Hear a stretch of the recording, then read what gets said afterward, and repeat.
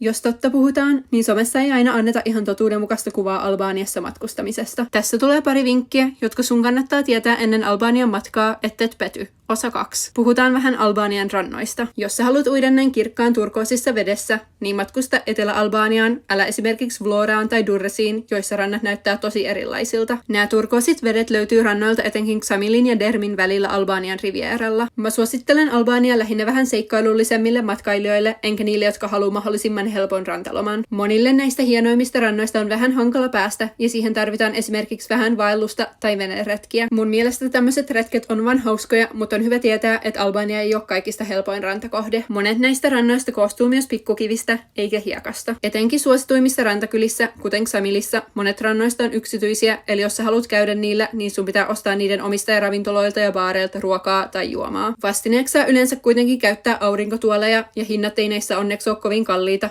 Esimerkiksi pizzaa saa alle 10.